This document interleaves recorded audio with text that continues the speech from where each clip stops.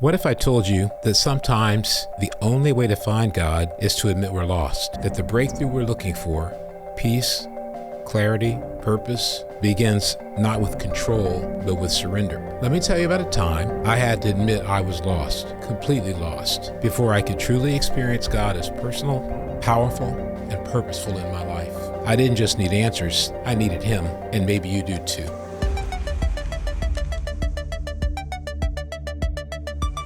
In Ezekiel 3:15, it says, "Then I came to the colony of Judean exiles in Tel Aviv beside the Kibar River. I was overwhelmed and sat among them for 7 days." The first turning point in my spiritual life came when I considered leaving God and the church. I didn't like how my life was going. On the one hand, I loved the person I had been before I came to church, and I missed him. I also loved who I had become with God and longed to be that person too. I felt torn between both worlds, and I was experiencing a crisis of faith. I was overwhelmed like Ezekiel, who sat by the Kibar River. Interestingly enough, I found my own river. One spring night in my sophomore year of college, I walked out of my dorm room and took a walk that overlooked the Charles River in Boston, Massachusetts. I told God that I didn't much like where my life was at and that in my mind I needed to make a decision. Either I was going to remain in the church for the rest of my life or I was going to leave now. It was a long walk. There was no one on this walk with me except God. I didn't consult with any family members or friends about this decision. As young as I was in the faith, I realized that God was my reason for being there. This was not a decision about membership in a human organization, but a question of how I would treat God. He and He alone would be most affected by my leaving the church. I decided to stay. But that wasn't the most important thing that happened on that warm spring night in 1980. The most important thing was that at a crucial turning point, I established a pattern of going to God for an answer rather than to people. This lesson has served me well throughout my life, and I encourage you to do the same. Today, we're going to talk about relationship with God. More specifically about the fact that our relationship with God should be personal, it should be powerful, and it should be purposeful. The account I read to you was from the book He's Not Who You Think He Is, that if you've looked at deep spirituality, you've seen it already. But it was a story about the river. And everyone has a river in their life or can. Why do I bring that up? Because as I said, what if I told you that sometimes the only way to find God is to admit we're lost? I was lost. Now, not everybody knew I was lost. Jeremiah 6:13 answers why. "From the least to the greatest, all are greedy for gain. Prophets and priests alike, all practice deceit. They dress the wound of my people as though it were not serious. Peace, peace, they say, when there is no peace." Today, as we go through a series of podcasts that we'll be working on, and I'll share about my guest in just a minute, we're going to be talking about finding peace. But to find peace, there's 3 challenges, I think, 3 obstacles that we have to face and deal with: anxiety, stress, and fear. And I've found in my life that those 3 have put a stranglehold on not only my faith, but it's put a stranglehold on my life. And oftentimes I didn't even see it because I didn't look below the surface of what was going on in my life. I didn't address or want to look at the dysfunction. I didn't address or want to look at the deficiencies, the limits of my life. I didn't address or want to deal with the emotions that were suppressed. I didn't address or want to deal with the sins that eroded my faith and made me more captive to fear. Something that I see going on in the church sometimes, and certainly in society, is we don't want to go below the surface. In order for God to be personal, we have to go below the surface. We have to, as you might say, we have to open up the hood of the car. That means something different now than it meant back in the 80s when I was driving. But we have to open up the hood of the car. We have to, take a look at maybe what we haven't been looking at, because this passage in Jeremiah 6 is not just about not having conviction. It's about telling people that they have peace when they really don't have it. Telling people that everything is okay in life when they know it isn't. One of my favorite songs right now is by Jelly Roll. And he sums it all up with these words: I am not okay. That's what the song's, it's just a great song. He goes, I'm not okay. Peace, peace is telling us when we're overwhelmed by anxiety, when we're overwhelmed by stress, when we're overwhelmed with fear, that we're okay when we're not okay. A series of podcasts we'll be delivering to you is going to be helping each one of us be able to say, I am not okay, but at the same time know that God can make it okay. I talked earlier about, what if I told you we have to be lost and discover and admit and be aware we're lost before we can truly experience God as personal and powerful and purposeful.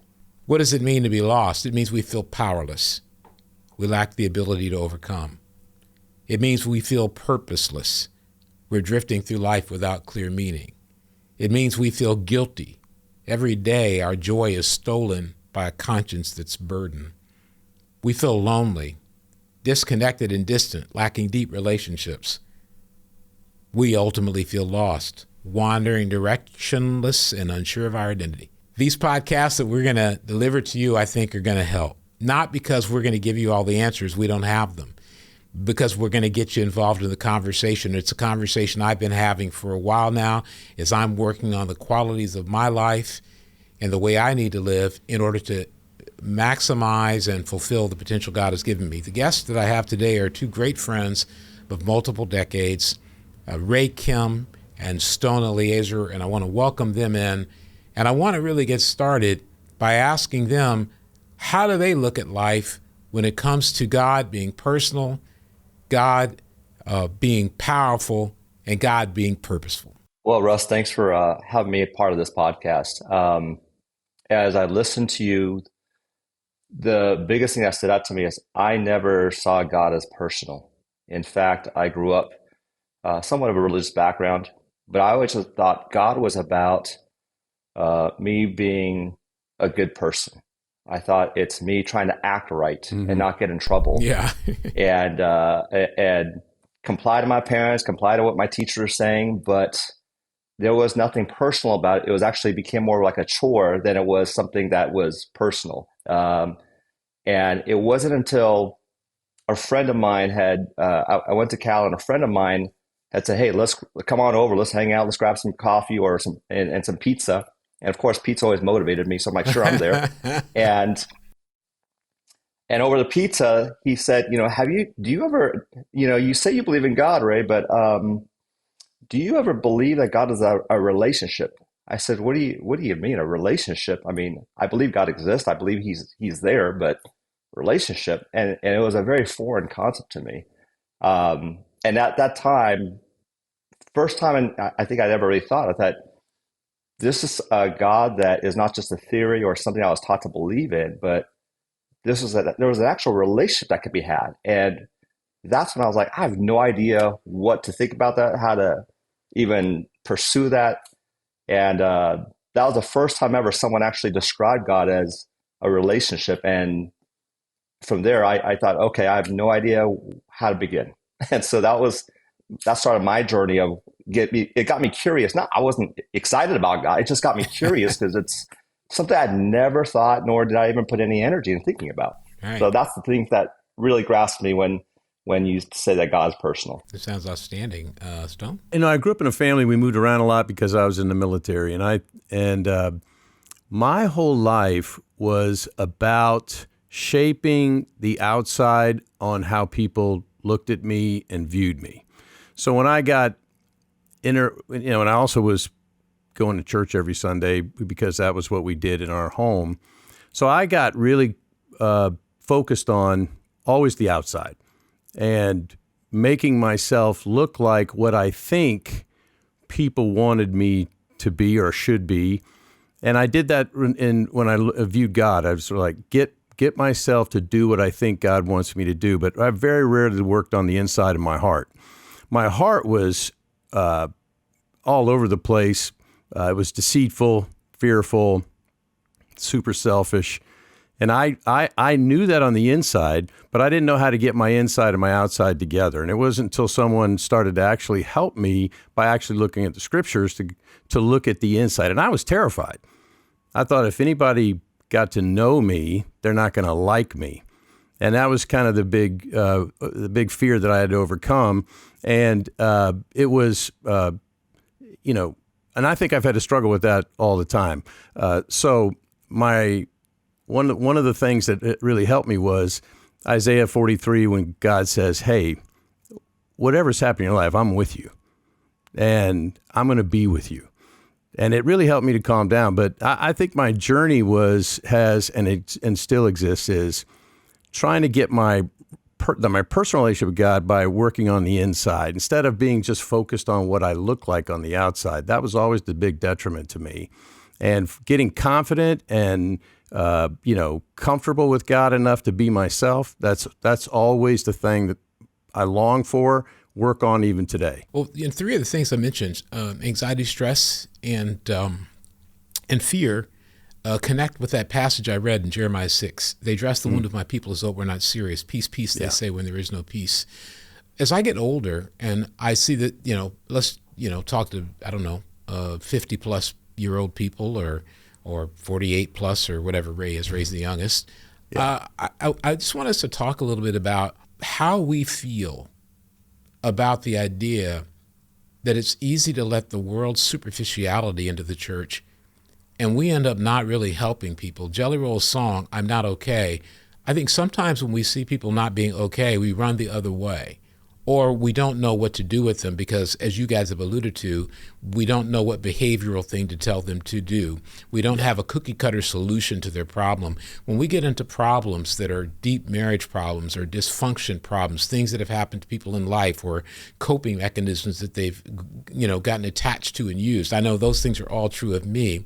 Or sins that they just can't overcome. Sometimes I think we want to wash our hands and just go, you're okay, you're okay, don't worry about it. We want to make them not feel guilty in the moment. We want to make them not feel bad in the moment. Or we want to encourage them, which are all good things, but we don't actually solve the problem. And as we talk through these podcasts and we go through this series of people, and we've done some that are previous on self-awareness and really being willing to look deep into the heart and life and believe that we can grow, believe that we can change, believe that God is that powerful. I was just wondering, have you had moments in or out of the church where things were peace? Because I know for me, in college, I suppressed things. I never told the truth of what was going on inside of me. And it wasn't because I was afraid what people would think. I'm sure that was there, but I didn't know how. And so when I came into church and I started to behave better, people said, oh, he's doing better. But they didn't ask the questions that would have drawn me out to get me to begin to deal with the things that eventually I was going to have to deal with, because I think that what God does, because he loves us, is he makes certain that we end up dealing with everything going on in our life, not because he's trying to punish us. God doesn't gain anything. We gain everything from the relationship. Right. God, when we think, oh, God's punishing us, or he's sending this storm, or he's making this bad thing happen because God doesn't gain anything from that. And he doesn't do those things. He's not motivated by anything but love. He's trying to get us someplace. But sometimes I think as human beings, we can interfere with what God is doing in people's lives by coming in and saying, you're already at peace. You're already at peace, when they're not at peace. Someone can have a health problem or a marriage problem or a parenting problem. And we go, oh, that sounds good. It's fine. But what we're really saying is peace, peace. And they don't really have peace. They don't have the answer. Maybe they don't have the faith. They don't have the help. They don't have the support, or just simply they don't have anybody to talk to say, my life's out of control. There's nothing you can do to help me control it, but maybe you can be here with me in the middle of the whirlwind so that I can survive it and come out, safe, secure, and successful through the learnings and training that God gives me. But I'm just wondering if you guys understand or have any thoughts on the idea that we can create cultures that are peace cultures, not where we don't confront. I'm not talking about confronting anybody, but where we don't talk about things that are really at depth. We don't get into, hey, this is a really deep thing that's going to take years to overcome. Does that make any sense? Oh, yeah. I'll say you had me at superficiality. Okay. And I go, the superficiality is my go-to place. That's how I used to deal with stress, is just to be superficial, as long as I didn't think about anything too deep. If I stayed on the surface, if I pretended that things were okay, if I lied to myself, then I could at least cope with it, right? So I even today, and I can't remember who said it, but somebody said it sometime, and I go, that, superficiality is my junk food, my spiritual junk food. Where I like to go when I want to, quick feel good is get up on the surface and stay there. And so when you live that way, you never really solve anything on the inside. So it's really hard to help someone else solve something on the inside, or to help them to go to that place where get some depth where they can get a real connection with God. But I think you had asked the question too about, have you ever had peace? Most of my life, no, because I never allowed myself to be known. And I remember multiple times when I had a good enough friend, and both of you have been that to me at different times, where, in conversation was just forced to deal with some truths about who I was. It was painful at the time, but I remember those were the times I walked away with the most peace. There was a level of, oh, okay, I have a better understanding of who I am and why things in my life or relationships are challenged, or why I'm insecure so much. Those are the things that I think that have helped me the most. So there's times when I had a friend who helped me see truths and accept them, and then be able to walk away knowing that's the issue, that's the problem. And those are the times when I felt more peace. Have you ever been in an environment, Stone, where there was peace? Because I don't even know if people know they're in a peace environment. Have you ever been in an environment like that, and then upon reflection, you went, oh man, because I lost some years of growth because of the peace thing. Because sometimes I think we talk about following rules. A lot of people complain that church is about rules, but nobody talks about the fact, well, maybe the reason church is about rules is because of how superficial we are in peace. That it's the rules are where we go to not have to go deep. But I was wondering, have you been in an environment like that? What's it like, and how can people identify, hey, we're in a community of relationships, whether it's 6 relationships or it's 600, where we've got to start taking a look and saying, maybe we're overlooking every deep thing, and that's why we're becoming more rule-oriented, and that's why we're becoming more behavior-oriented, and that the rules and the behavior are a way to be peace. Does that make any sense, and can you relate to that or recall any times in your life maybe that could help people that are listening? Because I know you have a lot of experience. You've been in a lot of different places. You've traveled. You've been in different churches. You've led churches. You've led small groups. You've done everything. And you've been around a long time, helped a lot of people, including me. And I think it might benefit them to have some insight from you about, hey, here's how you know, and this is what you can do. The thing that I relate to the most is having or using rules.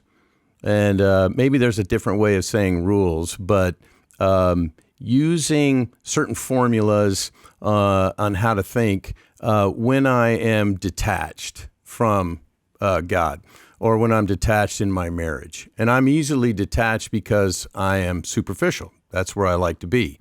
I think when peace are times when I'm around other people who want to be superficial as well.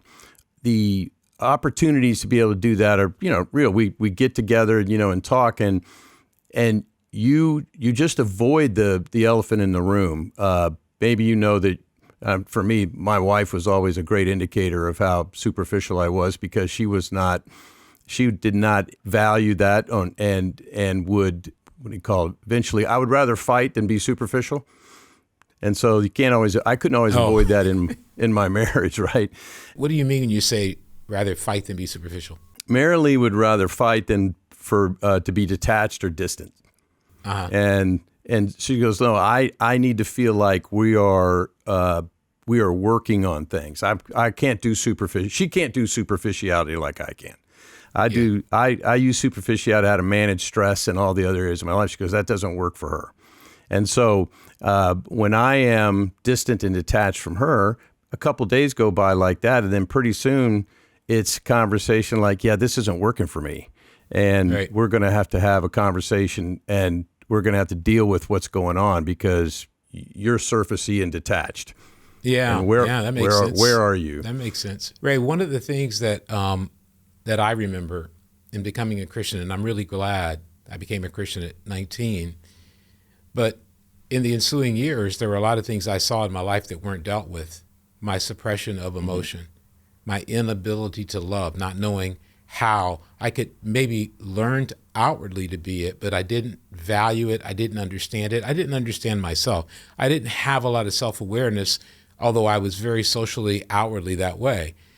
There were very few people when I was coming up in church who there were some I could engage with, but we didn't really operate on that level that much. And so what I have found is that the more traditional the church I'm in is, the less deep we go. And so that I look at my life and I go, there's a lot of baggage and a lot of fails that I had in my spiritual life because I wasn't making sure that I was engaged in relationships of depth. What God did for me is find best friends, and I write about this in the book, He's Not Who You Think He Is, find best friends who many of them weren't in leadership at any high level, but they were more real. And I guess what I think can happen a lot of times is we can go to church and we can think, oh, I'm in a spiritual environment and I'm going to be in a healthy situation.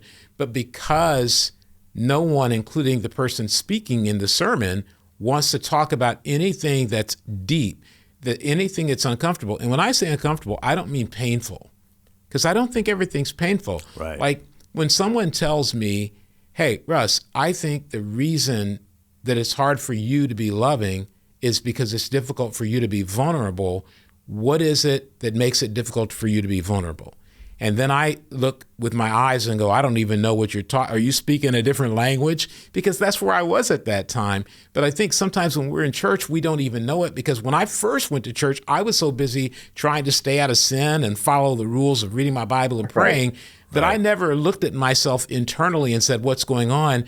Until I crashed and burned, until I got overwhelmed, until I got guilted out, until I was lost. And so I'm kind of trying to get a sense of helping people out there understand that just because we go to church, read the Bible, and pray doesn't mean we're getting to the level of depth we need to be at.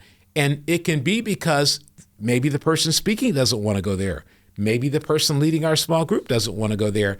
And so the thing that saved me is I had friends who were willing to go there. Yeah. I had friends who were willing to get into it. And I just think it's easy it's like being a part of Gold's Gym. Just because you go doesn't mean you're actually working out. You know what I'm saying? Right. Doesn't mean you're actually benefiting. Yeah. But if you have some friends who go, hey, dude, I think you can lift more than 2 pounds, you know? And then you're like, what, 2 pounds? I thought 2 pounds was a lot. And if you don't have that friend, it won't work. And I've been fortunate in my life to have different friends, especially my wife, but you guys too, but many people who weren't in a major leadership position, but were in a major influence position to help me start to go, Russ, you got a lot of character issues, a lot of emotional issues, a lot of blind spots that you've never dealt with. Yeah. And going to church isn't going to solve it. We've got to get past peace, and into real peace. Go ahead, Ray. Yeah, it reminds me of when I first became a Christian. I just thought, oh, this is the greatest thing. I'm free and I'm on the path of getting to know God. And then a lot of people believed in me early on and said, hey, Ray, you have some ability, you have some talent.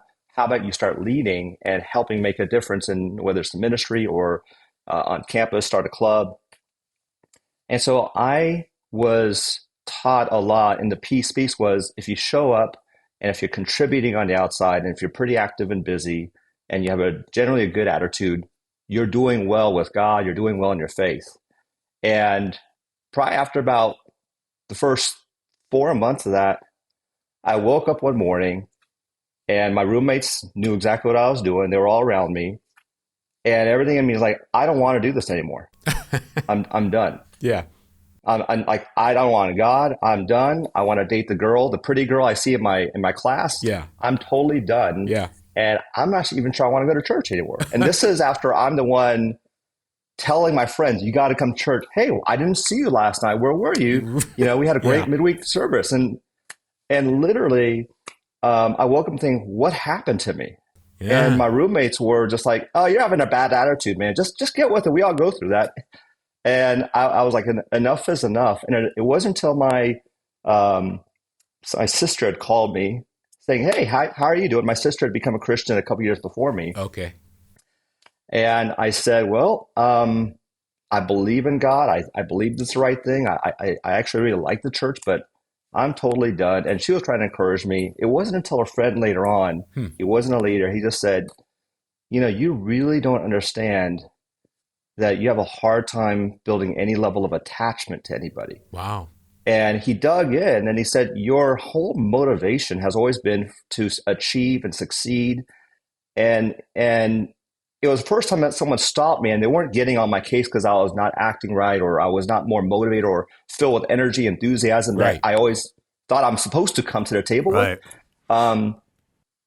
And it was a scripture, it was a long time of Psalm 94:19 that said, when anxiety was great within me, your consolation brought me joy. Uh-oh. And I didn't realize I'm high anxiety and I thought my drive was because I want to achieve. He's like, no, you're really driven by anxiety and you think your joy and happiness is to come from achieving and getting the accolades and getting attention, saying, wow, Ray is really reliable. He's a great leader. Yeah. And they said, Ray, you're missing the whole point of God and Christianity. It's about enjoying the attachment. Yes. And then he dove into, these are just other friends. And my friend at that time, he was saying, I think this is how you were in your family. Uh-oh. It's like, you're not really close to your dad. I mean, your parents never divorced, but it's not like you guys were really close. And he started going there. I'm like, oh, me and my dad are fine. We're good. Like, yeah. I call him once a week. Yeah.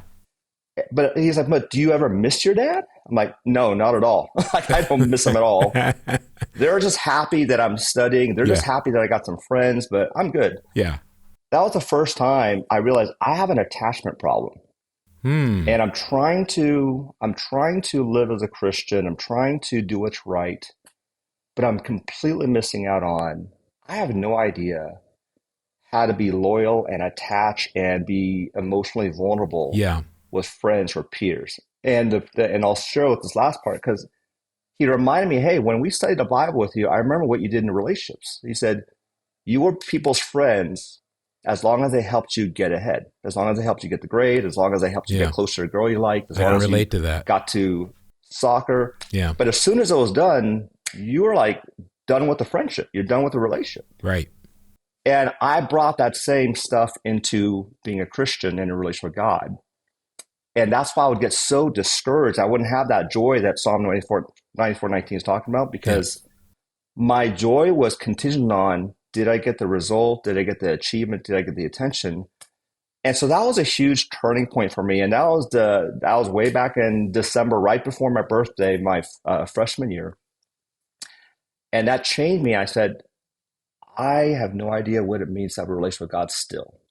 And I think that there's a lot of people out there, they decide to really change their life and live by the Bible and become a Christian, but they think that was going to fix everything. And that was my mistake. I didn't realize that was just the start of me getting to know God and getting to know what real love and relationships were. And for 18 years of my life, I thought I just got to show up, do what I'm told, at least be compliant and obey. But no one ever taught me, Ray, you don't know how to build intimate, vulnerable relationships. And there's probably a lot more insecurities and a lot more motivations that are not really the ones that God wants you to have. And so that was the first time ever it kind of opened my door.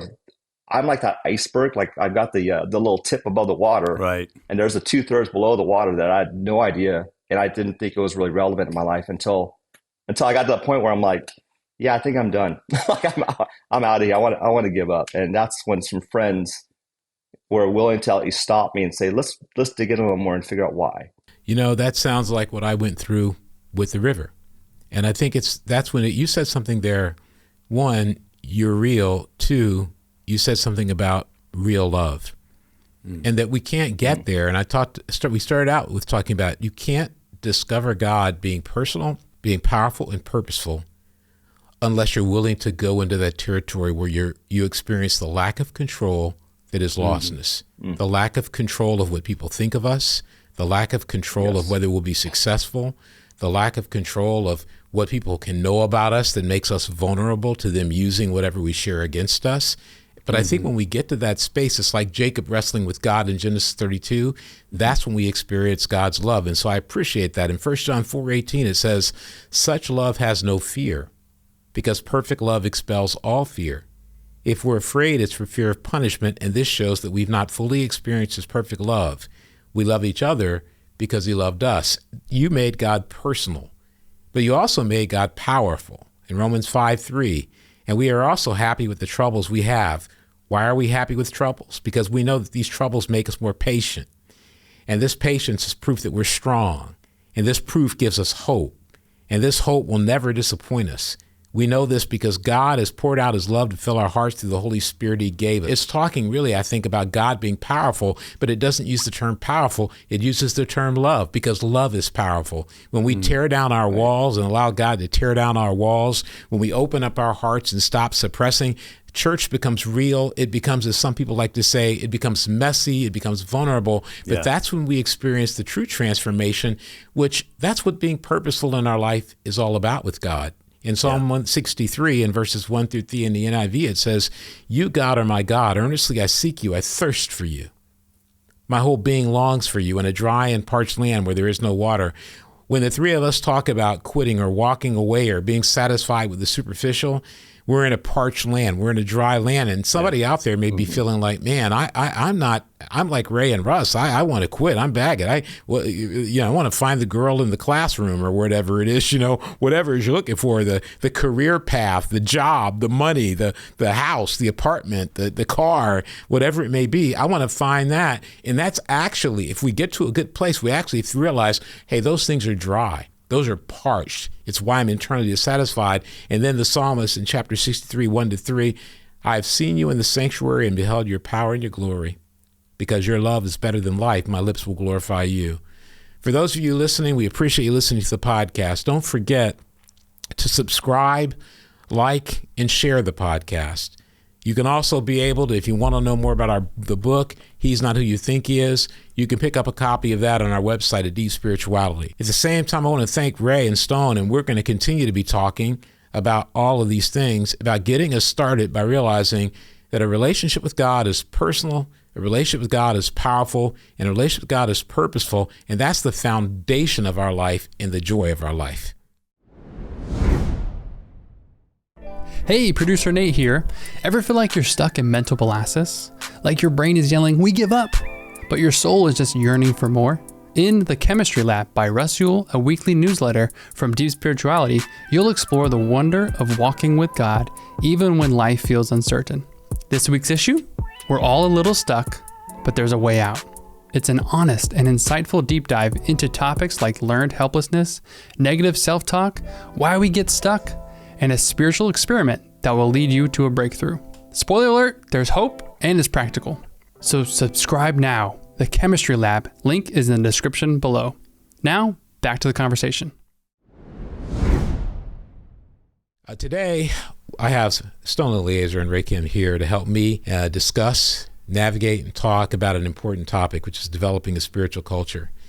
As we talk about developing a spiritual culture, we're going to talk about and we're going to begin to unfold more about how do we deal with three of the most challenging things we face every day: anxiety, stress, and fear. And when we talk about that, we're entering into realms that are beyond spirituality, or at least they're not directly addressed by spirituality. They're indirectly addressed by spirituality, which is how do I deal with things when I'm facing, and we get these questions, I'm facing a mental health challenge, and I'm also trying to be a Christian and be spiritual. Before we begin, I want to make one thing clear. This discussion is not about rejecting therapy, psychiatry, or psychology. Personally, I deeply respect these fields and have seen countless people, including those in my own church and community, benefit from therapy and mental health treatment. Therapy, like medicine, is a tool God provides to help us navigate life's challenges. But just as we pray for God's guidance when we seek medical care, we must also seek Him in our emotional and mental healing. My concern is when therapy is seen as a replacement for God rather than a tool He can use. Faith and therapy are not at odds. God should simply remain at the center. If you're in therapy or receiving treatment, please do not take this as a reason to stop. That's not the message. This conversation is about restoring confidence in God's power to transform lives while embracing the wisdom he provides through the resources around us. This episode is part of the Best Life series, as was our previous episode.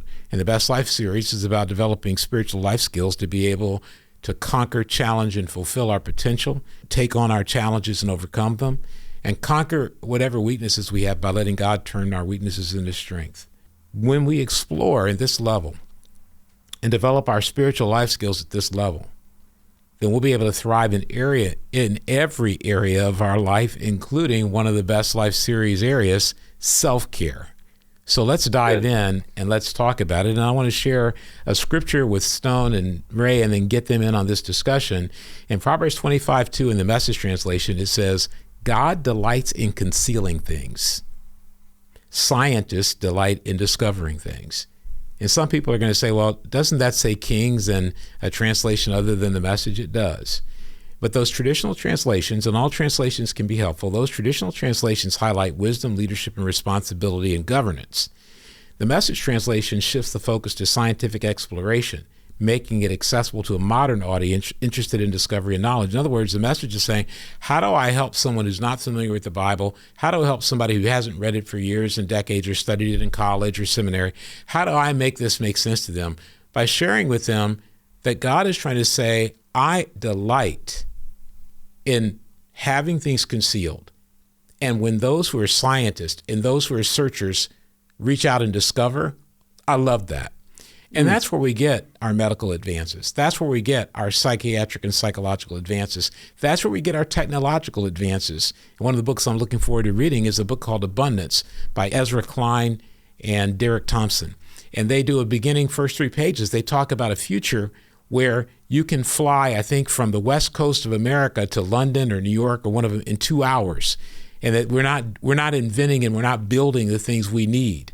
I think what everyone should understand when we talk about spirituality is the more spiritual we are, the more discoveries we can make in science. And so as I talk about this subject of developing a spiritual culture, we're going to address the temptation sometimes we have to turn a spiritual culture in the fellowship into a therapeutic culture, and how we can avoid that, leveraging the tools that God gives us medically and scientifically, at the same time, not diminishing who God is, but instead exalting him as a God who wants us to discover the tools we need to have the best life, which is what our series is about. And one of those parts, like I mentioned already, is self-care, and using those tools, but never neglecting the fact that what's driving everything, if you believe the Bible and you believe in the resurrection and you believe in the cross, is the power of God moving in our lives. And so what I want to do now is I want to bring in Stone Eleazer and Ray Kim, because both of them know about spirituality and both of them know about the spiritual culture, and both of them had an extraordinary journey in their relationship with God. Ray, what does it mean to you to build a spiritual culture? For me, a spiritual culture has always been understanding that I can't control everything. And in my own human ability, in my own human effort, I still cannot control outcomes. And there's a whole nother spiritual realm, and that's called God. And that's called the scriptures, and the truth that the scriptures illuminate about what's making me do the things I do or what's making me react. And so something that's really challenging, because I don't like thinking spiritually. In fact, I like thinking, what can I do? How can I control? Great. And I see this a lot, even in my own family. That's great. Amy and I, we both can get stressed out or anxious or afraid. I don't first think that the issue is not just our personalities are different, or we have a culture clash, or it's the circumstances in our day-to-day schedules. I think a spiritual culture is understanding why I'm responding this way, and where is God in all this? How is God helping me shape or frame what I'm absorbing or what I'm seeing? Ray, that's a really cool insight about spirituality that you just gave us. Hey, Stone, what do you think is the key to being able to, or one of the keys you've seen at being able to make sure we develop a spiritual culture as opposed to a religious culture? And by that religious culture, I mean one where maybe we've got our behavior right, but we're not experiencing the power of God in our lives. And so we end up feeling stuck even though we're committed. What do you think the key is to making sure it's spiritual and it doesn't become behaviorally religious? Well, I definitely think that unless we are getting to the heart of the matter, right, our heart condition, I've always found that it's my heart condition that creates in understanding God, cares about our heart condition and not just our behavior. Can you elaborate a little bit more on what you mean by heart condition? Well, I think that God wants to know wants us to know. I think God already knows, but he wants us to know what's really in our heart. Yeah. What's motivating us? Yeah. What's driving us? And I know for me, I'm often deceived by what's driving me. Are you deceived? Motivating me. Are you deceived or are you unaware? Both, I think. Both. What do you see as the difference between being deceived and being unaware? Or Ray, you can jump in on this one. Yeah, when I think of unaware, I think of lack of experience, training to understand what drives me. And I think when deceived is just purposely wanting to avoid something that deep down I understand is an issue with me. Yeah. For me, unaware is when I was playing basketball, I was convinced I was going to be going to the NBA. Right. And I was sure of it, but I was on the bench. I wasn't even in the starting lineup. And I was talking to a friend on the phone one day and I was telling him, I want to be a chemist and I want to go to the NBA. He started laughing. I was unaware. You could say I was deceived. I think sometimes in my religiosity, I'll say I'm sinful, right? But really I'm not sinful. I'm unspiritual. And to me, there's a difference between being unspiritual and being sinful. A lot of people go to church a long time like we do and have been going for decades.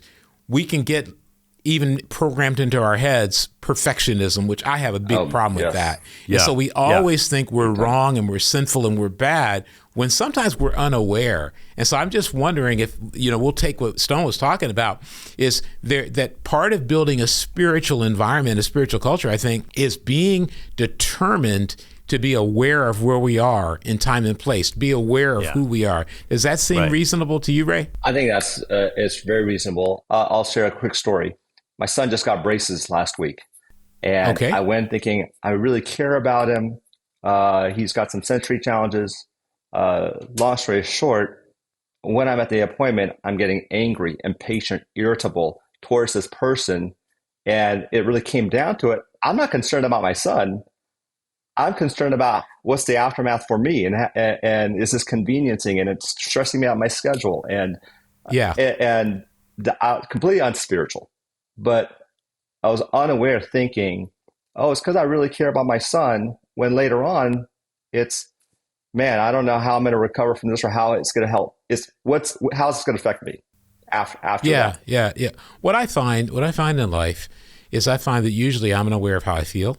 Yeah, I'm unaware of how I think because I'm moving too fast. Oh, man. And part of spirituality is having enough confidence in God to be, and I think you talked about this earlier, Ray, having enough confidence in God not to try to take control of everything.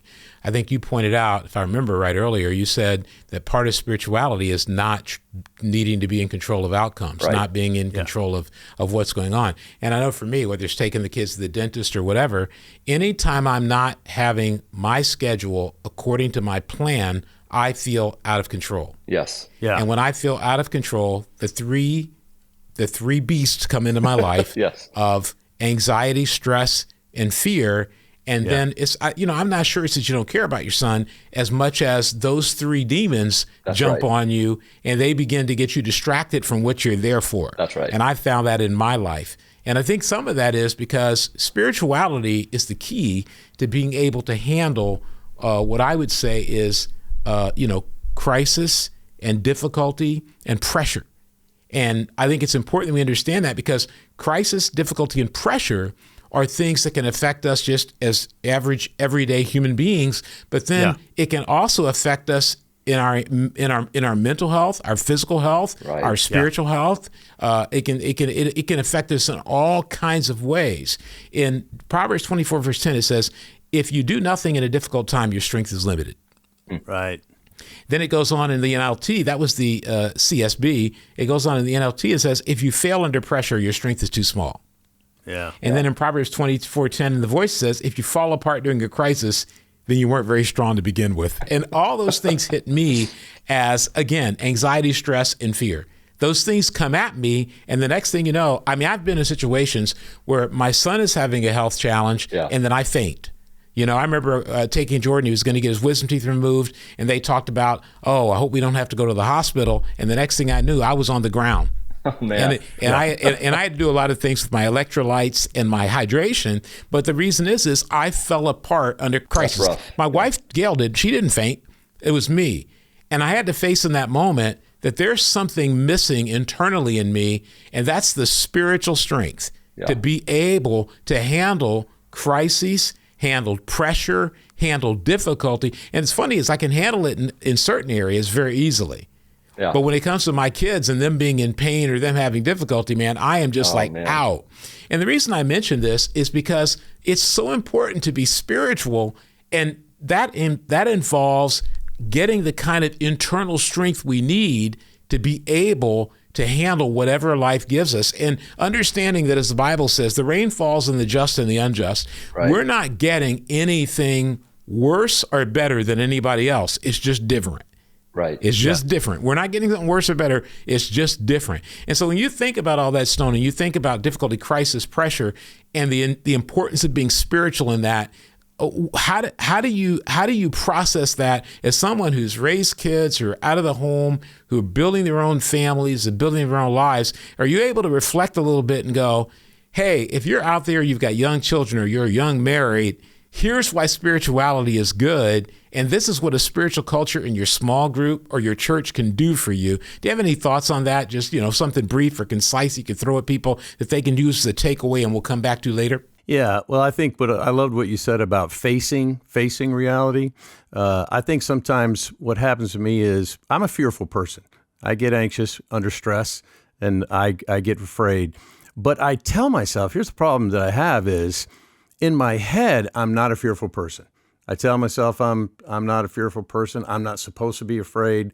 I'm old enough not to be afraid. Whatever the thing in my head that keeps coming at me. Yeah. And yet I am really afraid, which I go into denial mode. And so I get very disconnected from my heart. And I start acting and behaving in a way I think is what I'm supposed to do, while my heart is in a very different place. And so but the problem with that is, as sort of raising kids, I would always lead to things like anger, right? Anger was concealing fear. So I would go into, the funny thing was my kids could tell I was angry when I was trying to fake it. I would walk in the room and go, right. I know I'm angry, and I'm gonna walk in this room, and I'm gonna just be really cool. Really cool. And so I may walk in and go, so how did your evening go? One of my kids will look at me and go, especially the one most insightful, why are you so angry? And I would be like, how do you get that? I've tried to fake it as best I can. But anyway, being a fearful person who tries to fake it all the time, always ends up disaster. Other emotions come out. That reminds me of Rocky III. Do you remember Rocky III? That's one of my favorite movies. Absolutely. When I'm afraid. So Rocky goes into the ring with Apollo, and then Apollo tells him against Clubber Lang, says, keep your cool. And then Apollo loses his cool, right? And he starts getting ready to get in a fight after he told him to keep his cool. It reminds me of that. But I want to come back to this idea, which we were talking about before. I think in those moments, I would question whether you were faking it as much as you were unaware. Because a lot of times for me, I'm unaware that I'm angry. Yes. I'm not aware of it. And so I think spirituality is about developing our awareness. And we create those podcasts on self-awareness people can go back and listen to, because that's part of spirituality. So creating a spiritual culture then could be defined as creating a culture of awareness. And one of the people I talked to, because I got to a point where I was like, I don't understand how spirituality and therapy, psychiatry, and psychology work together. Because I thought they have to work together, because we have people in a church, our church that I'm in, that have emotional health challenges, and they're trying to be spiritual. And sometimes I found it running in conflict. There would be people who would go and say, hey, just the real solution for you is go out here and get this treatment. Or the people would say, you don't need treatment, you need a better relationship with God. And I went, wait a minute, these two things should work together. They shouldn't work separately. Yeah. Yes. And I went and spoke with one of my friend's brother, who was a professor at Fresno State, Ron Cuna, and I said, hey, can you help me understand how to think about this? And at that moment, I understood that the therapeutic tools that God has blessed us with are a complement to the spiritual power God gives us. Absolutely. And just as we have, medical conditions, I'm going to go see an orthopedic surgeon just to make sure my knees are in shape. I don't need surgery or anything, but to make sure find out why is this aching and why is that aching, which those who are young out there, you'll learn about that in the future. But by the time you learn about it, you won't have to remember this podcast. But I go see him.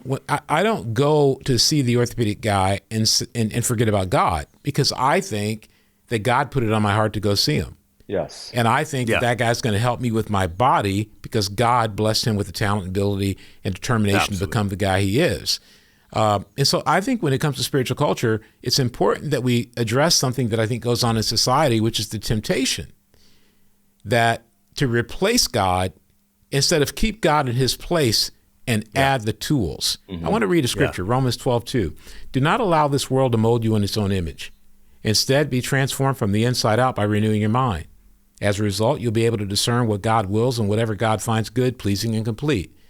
I think when we keep our mind renewed, meaning we're open to what God is doing in our life, it becomes easier to recognize when the world's trying to conform us. Stone, you were talking earlier about, trying to parent the kids and all that. I think for both of us, we come from a period of time from when we were born and we were raised, where boys were definitely not taught to search inward. We were not taught introspection. And introspection and reflection are part of how we become aware.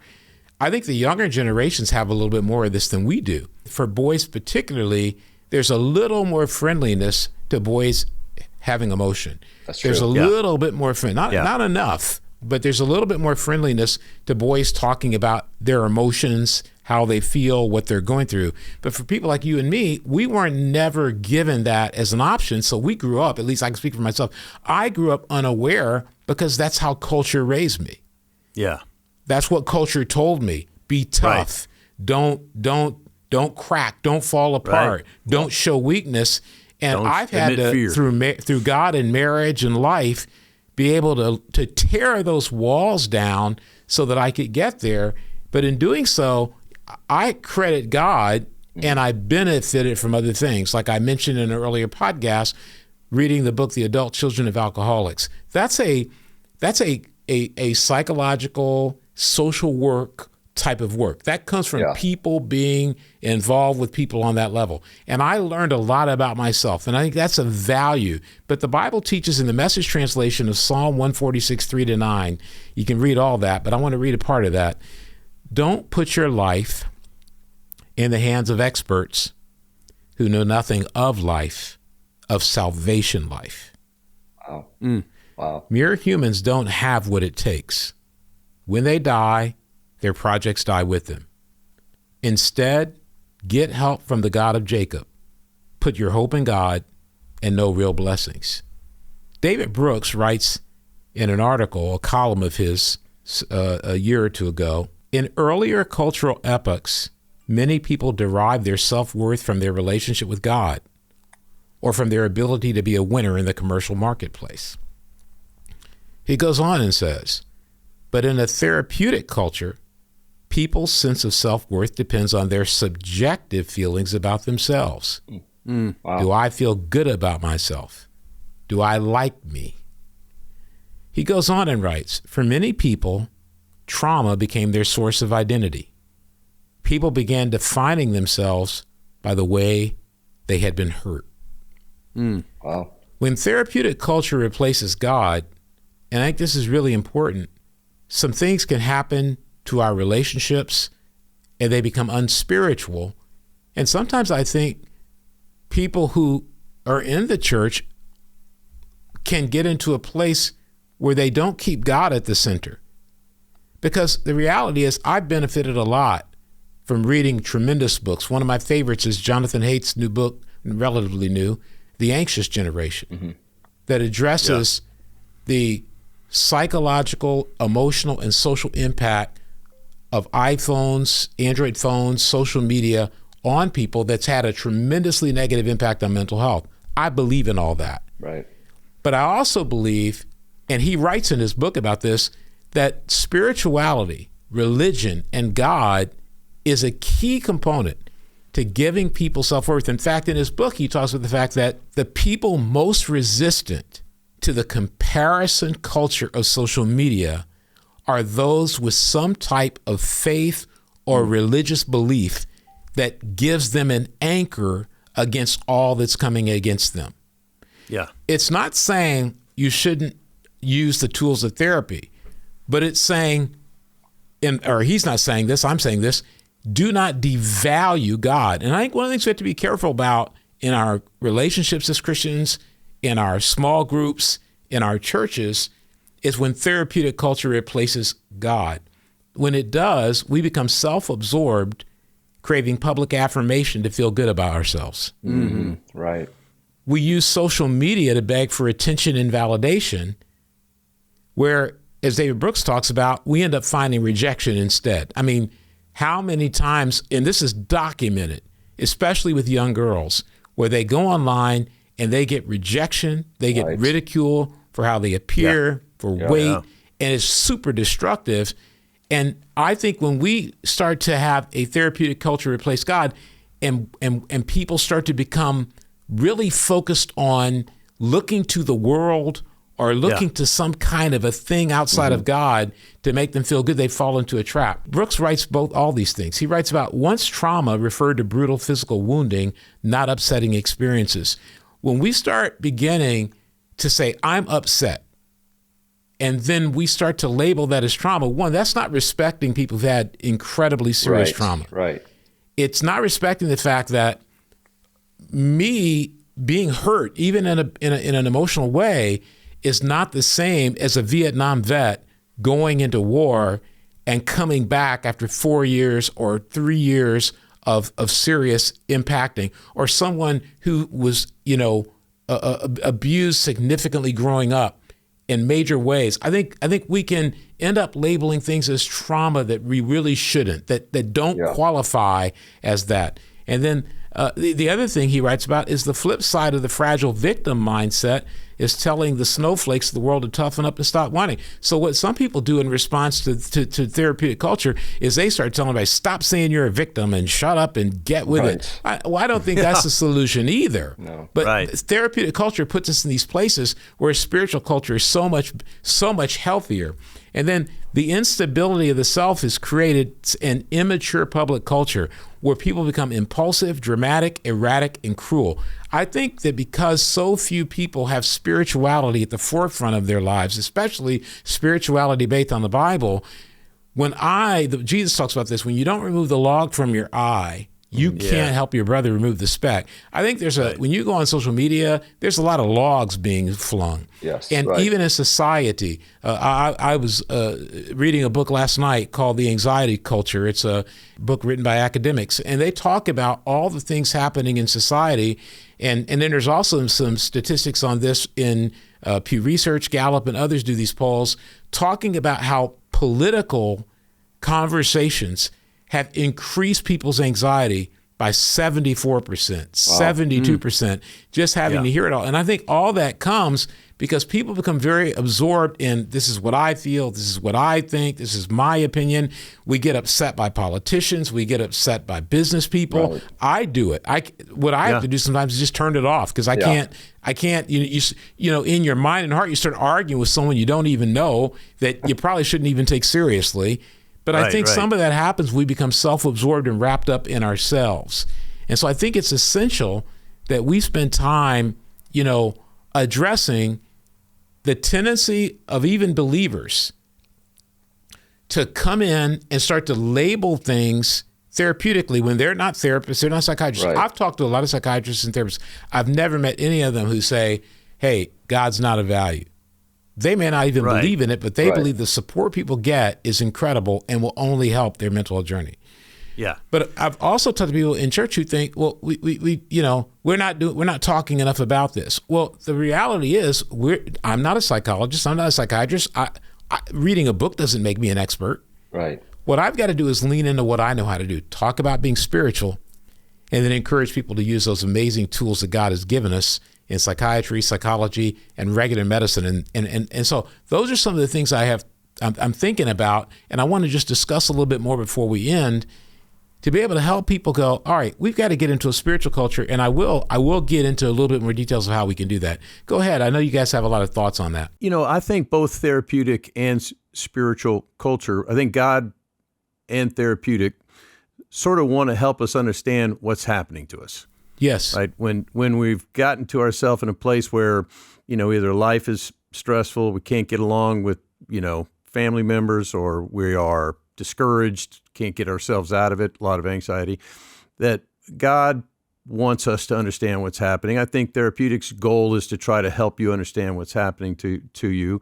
But I think with God offers the solutions that are broader, meaning that some of the things that I have to put in perspective, like, okay, that's something that happened to me, maybe by someone who wasn't aware of what they were doing, or maybe they were aware and they were just unkind or acting out of anger.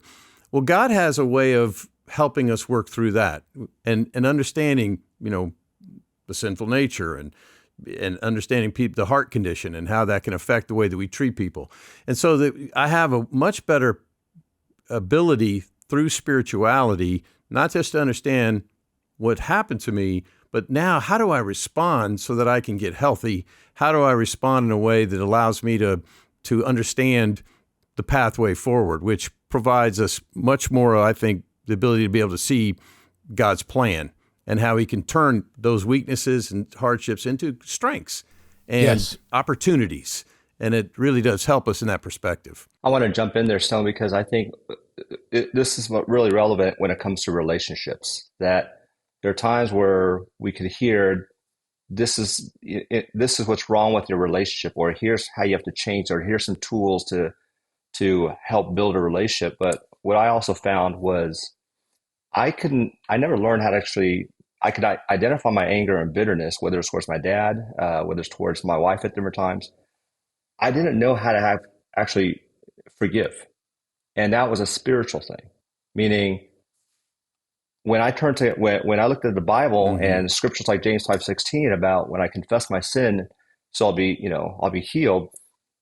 There was a spiritual element that no matter how many times I tried to change my relationships for a good resolve, I kept responding and reacting the same way.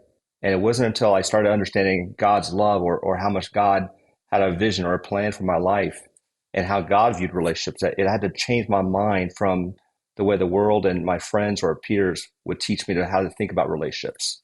Yeah, one of the things that's interesting about what you guys talk about is that, and I want to make sure people can kind of grasp, when God is involved, he's working on things that are transformative based on his power. And I think we can forget that God is powerful. Resurrection proves his power. We can change anything. And what you mentioned, Ray, about forgiveness, that's a tool that is not really a tool.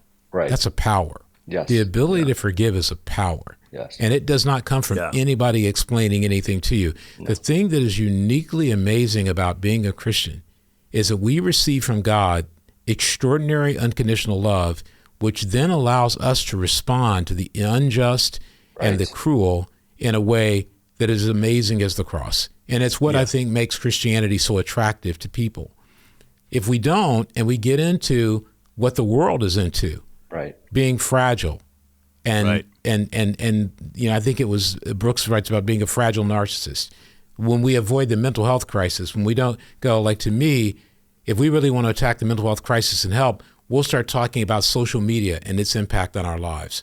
Right. We'll start talking to our teenagers and our middle schoolers about not just restricting it, but understanding what 6 hours on TikTok will do to you.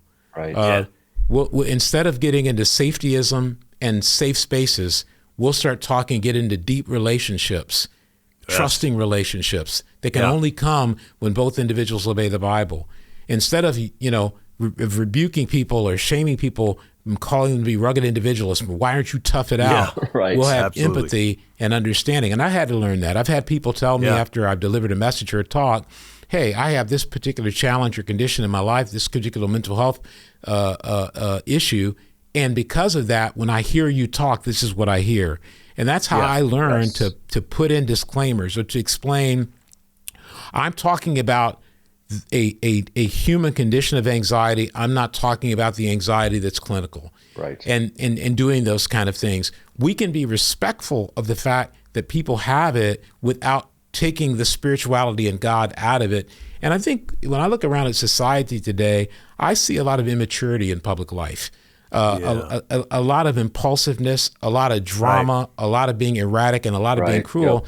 And I think that's just because people don't have the benefit of a relationship with God. They don't have the benefit of God giving us enough love to anchor us in life. And so one of the things I just want to encourage people to do is when they're looking at all of life, when they're going through life, is to make sure that they sit down and say, am I approaching this spiritually? Mm-hmm. How do we know if we are? We're using the Bible. The Bible becomes our standard for truth, not how we feel, and not something that doesn't have God as the basis.